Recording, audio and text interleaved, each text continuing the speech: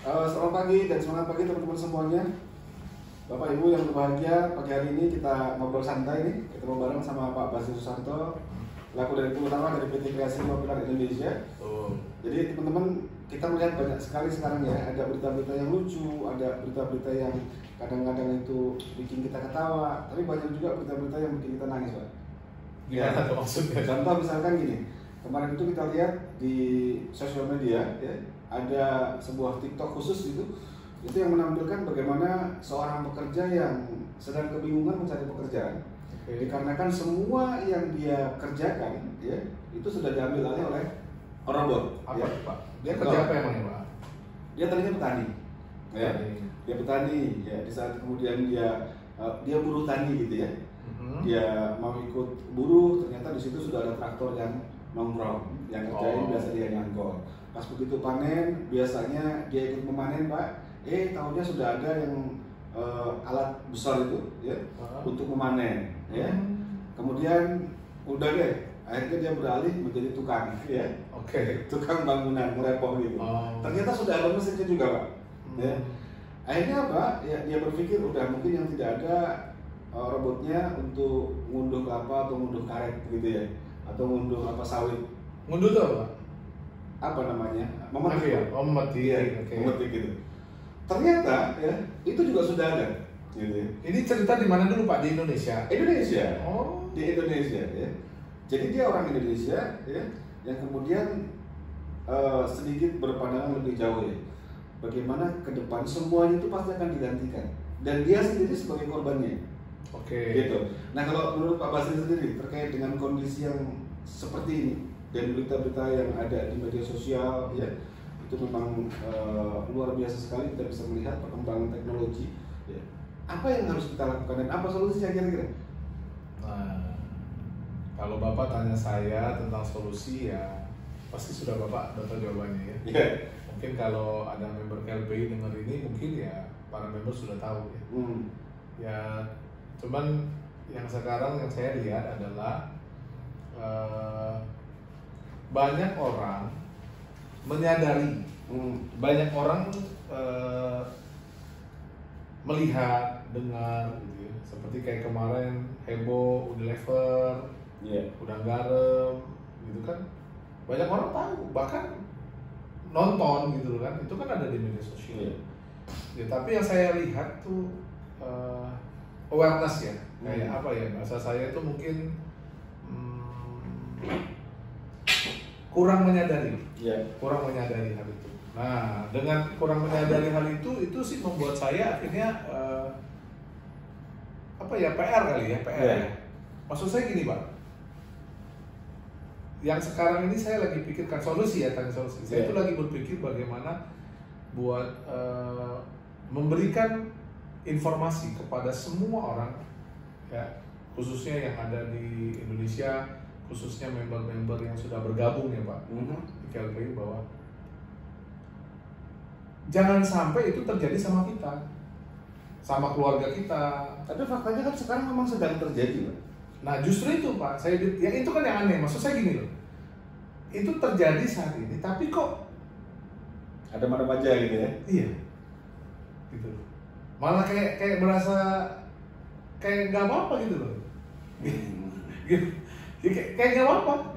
Ya susah sih memang tahu, cari uang udah tambah susah, lowongan pekerjaan udah tambah sedikit, anak mungkin masih nganggur, tapi kayaknya apa ya? Saya ngerasa semuanya masih baik-baik aja. Iya nggak sih? Kayaknya cuma kita nih yang kayaknya getol gitu ya, kayaknya yang ya selalu mereminder hati-hati gitu, jangan sampai kejadian baru akhirnya kita bingung nyari, ibarat mau hujan baru kita cari payung, jangan.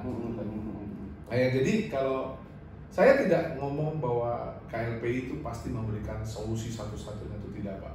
Maksud saya minimal kita sadari dulu lah bahwa kondisi kita tuh lagi nggak baik-baik aja. Tapi memang faktanya nih Pak Bas, faktanya saat ini ya, kemarin contoh kita lihat ada salah satu pemberitaan itu yang ada seorang ibu yang bunuh diri ya. Tapi masalahnya beliau tidak bunuh diri sendirian. Sebelum beliau bunuh diri, beliau terlebih dahulu anak-anak ya kan? Iya, membunuh 2 orang anaknya. Itu kan karena faktor ekonomi. Dan hal seperti ini tentunya oke lah yang mungkin mencuat di media sosial baru 1-2 kasus, tapi kan banyak Bukan. gitu. Nah ini Pak, heboh nggak? Heboh kan? Iya. Banyak yang nonton. Seluruh Indonesia. Seluruh Indonesia kan? Banyak yang review. Banyak. Tapi Setelah apa itu, solusi? nggak ada solusi, Pak. Nah itu Pak, saya merasa bahwa banyak orang hari ini tuh cuman hobinya nonton, dia tahu, dia dengar. Tapi gimana saya ngomongnya? Kalau saya pribadi tuh saya lebih berpikir gini, jangan sampai itu kejadian Pak sama saya atau keluarga saya. Jangan sampai itu kejadian sama teman-teman saya atau ring satunya saya gitu. Ya itu berita cukup tragis ya. Itu kan bukan berita lucu, bukan berita horor ya. Itu kan satu fakta kenyataan di mana orang udah susah banget, beneran susah banget. Akhirnya nggak ada jalan keluar. Iya. Bener dong Pak? Betul. Nah, dan itu disaksikan oleh seluruh. Memang kita tidak menyaksikan prosesnya ya, bunuh dirinya, tapi maksud saya itu gini loh. Semua orang menonton, semua orang mempelajari, semua orang melihat gitu kan. Nah, apakah perlu sampai kita di posisi itu baru kita akhirnya menyadari? Jadi belum sampai ke solusi nih Pak, belum sampai solusi. Ini baru sampai di sini dulu nih. Sadarkah kita bahwa kondisi seperti itu sedang berjalan menuju kita, Pak? Iya. Jadi sedang berlangsung, Pak. Iya. Ya kalau berlangsung oke, dia menuju ke kita nih loh, Pak. Berjalan menuju ke kita nih. Artinya apa yang menimpa yang disebutkan di awal tadi itu bisa saja ya, itu kemudian menimpa kita juga terkait kesulitan ekonomi ya, Pak ya. Iya, maksud saya bukan bunuh dirinya ya, kesulitannya. Artinya dengan kondisi yang sekarang ini kita lihat bahwa kondisi semakin sulit ya. Terus pekerjaan semakin sedikit, mau kerja digantikan AI, mau usaha sepi, ya kan?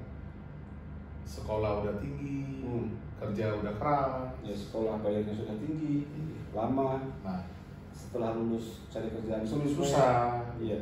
Nah itu yang menurut saya tuh langkah pertama Pak. Menurut saya sadari dulu bahwa itu saat ini sedang terjadi Pak. Sadari dulu aja. Jangan buru-buru cari solusi. Takutnya kalau ada solusi pun nggak mampu, gitu. Jadi saya nggak berkata bahwa solusi yang keren-keren gitu. Ya jangan ngomong solusi. Sadari dulu bahwa itu tuh saat ini sedang terjadi. Bapak sadar nggak kalau itu? Iya.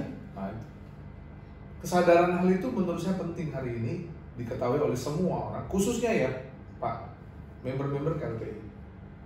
Ya, yang menunggu kok duitnya belum dapat, menunggu kok katanya janjinya KLPI gitu ya. Padahal menurut saya KLPI tidak pernah berjanji kayak gitu loh. Ya kan? Jadi menurut saya sekarang sadarilah dulu bahwa ya kita berdoa bahwa itu tidak terjadi kepada kita ya Pak. Betul. Itu doa kita ya. Tapi maksud saya gini, itu bukan pilihan Anda. Itu bukan pilihan Anda. Dia akan datang menghampiri siapapun yang dia suka. Yang paling penting Pak, kita udah siap. Menurut saya sih itu. Artinya sedia payung sebelum hujan. Tapi hujan kan sudah ada di tengah-tengah kita sekarang, ya. Hujan kesulitan, ya. Kesulitan sekarang tidak hanya dari sisi, karena kesulitan ekonomi itu akan berimbas juga ke masalah keamanan, ya kan?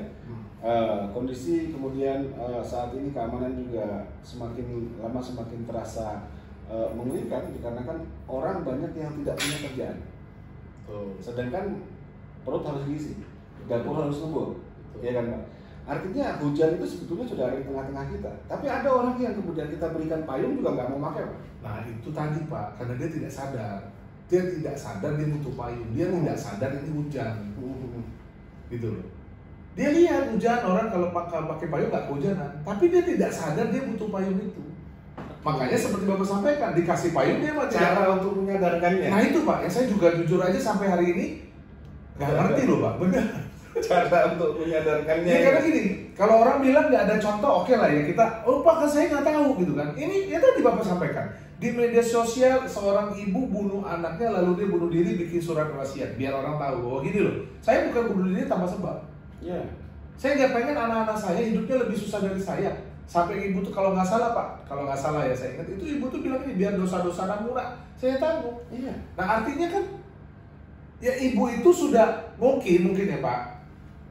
Ya ampun lah ya Bu ya. Maksud saya gini, mungkin ibu itu sudah dengar, udah ngerasain, dan dia mungkin sudah dikasih payung juga. Mungkin dia juga nggak mau. Bisa jadi ibu itu juga merasa bahwa kehidupan anak-anaknya ke depan akan lebih sulit. Iya, bukan merasa lagi, udah pasti. Makanya kan tindakan itu dilakukan. Maksud saya gini loh, sadari dulu bahwa kondisi itu sedang terjadi. Iya.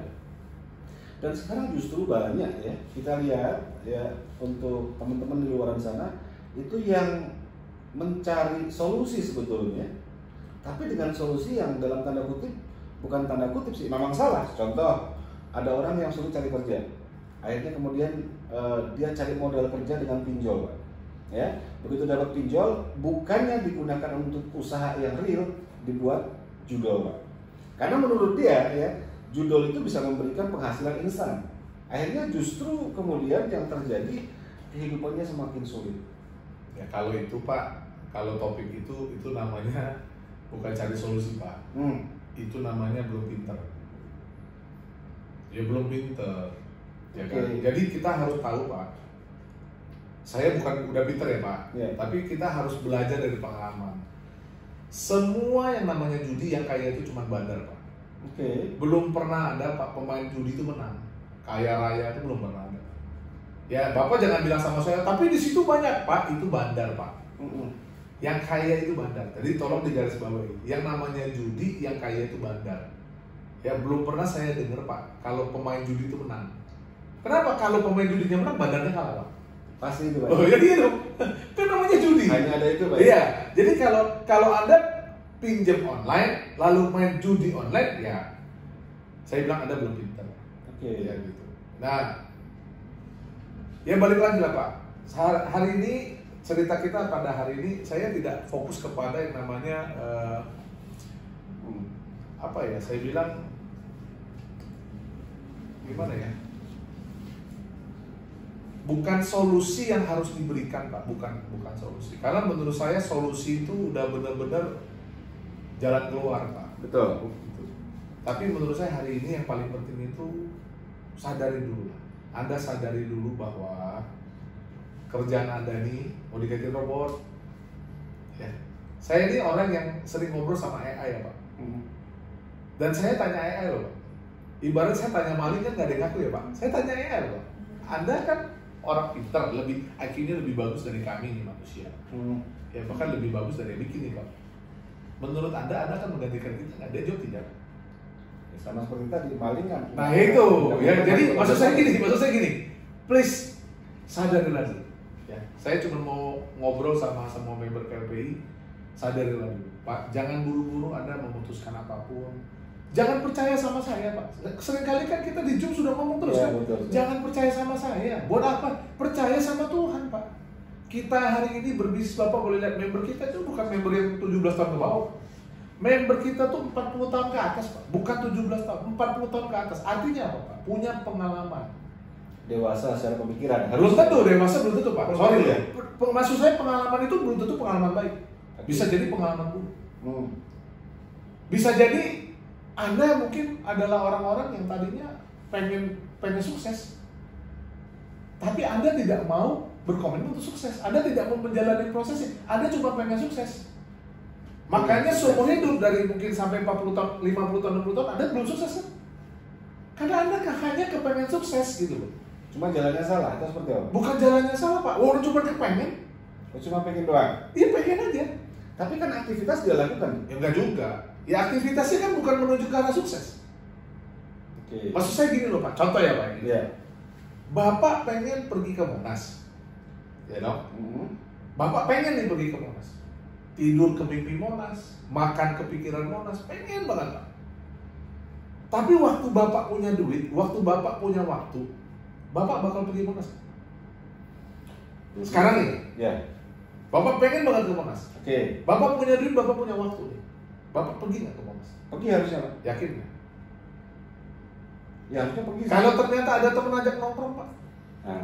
Iya. Kalau ternyata ada kepentingan yang lain Pak. Iya. Itu masalahnya Pak. Kalau cuma kepengen sukses Pak, itu belum tentu sukses. Kalau Anda mau sukses, kalau Anda kepengen sukses, Anda benar-benar mau sukses, ambil Pak komitmennya, ambil hal-hal yang Anda harus lakukan untuk sukses. Jangan gampang terganggu. Ini mau ke Monas Pak, sudah siapin petanya, udah siapin bajunya, udah siapin duit, udah nabung. Ini giliran pergi, pikir-pikir sayang juga ya Pak, duitnya ke Monas ya. Mendingan kita pergi ke Kuningan aja Pak, di situ kayaknya, soalnya katanya Monas sekarang udah nggak bagus lagi. Karena ya udahlah, kan Monas juga bisa dilihat TV Pak, Bapak cari aja di Google. Kan cuma akhirnya tidak berangkat ke Monas. Nggak berangkat. Oke, jadi itu cerita sukses Pak. Banyak orang tuh cuma kepengen sukses dan hari nggak sukses.